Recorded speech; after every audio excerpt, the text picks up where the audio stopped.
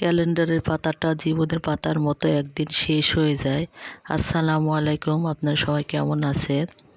খুব কাছের মানুষকে কখনো অবহেলা করা উচিত না।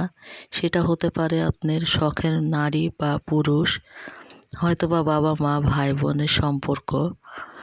আমরা খুব সহজে সম্পর্ক নষ্ট করে ফেলি। সময় থাকতে সময় সাথে সাথে সম্পর্ককে আমরা গুরুত্ব দেই না, এই জন্য আমাদের সম্পর্কটা নষ্ট হয়ে যায়।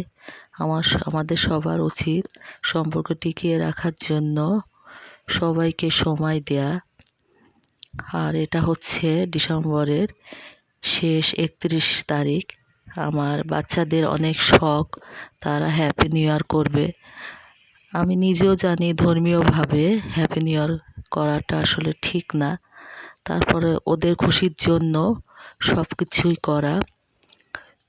আর বাচ্চাদের অবশ্যই শৈশবকে মূল্যায়ন করা উচিত। ওদের জীবন থেকে ওই সময়টা চলে গেলে কখনোই আর পাবে না।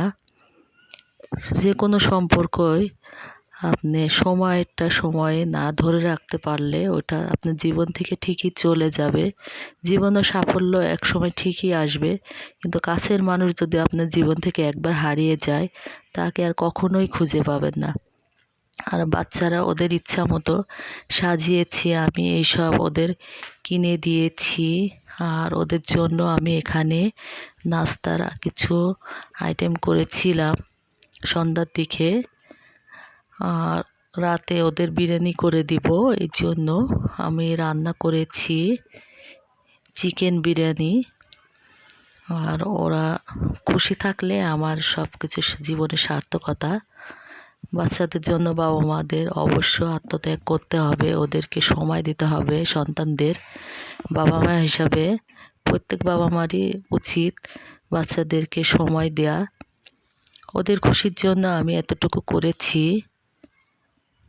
আর আমার বাচ্চারা অনেক এক্সাইটেড।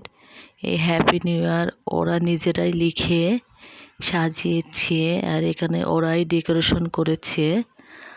আর এখন তো 12টা বেজে গিয়েছে। 12টা 1 বাজার সাথে সাথে শহরে আসলে অনেক আতশবাতি ফানুস, ওরা এগুলোও ঠিক না। আমাদের খুশির জন্য অনেক সময় অন্যের ক্ষতি হয়ে যায়, অনেকের জীবনও চলে যেতে পারে। এখানে বাচ্চারা ফানুস উড়ানো দেখছিল, তারপরে ওরা কেক কাটবে। আর এখানে আমি যে বারান্দাতে একটি ফুল গাছ লাগিয়েছি, গাঁদা ফুল। শীত শীত ভাব ছিল, আমরা বারান্দা থেকে দেখছিলাম। আমাদের জীবন থেকে 24 সাল চলে যেয়ে 25 সাল এসেছে। আসুন আমরা সবাই সবার ভুলগুলা ধরে সামনের দিকে এগিয়ে যাই। আজকের ভিডিও এখানে শেষ করছি। আপনারা সবাই ভালো থাকবেন। গুড নাইট, আল্লাহ হাফেজ।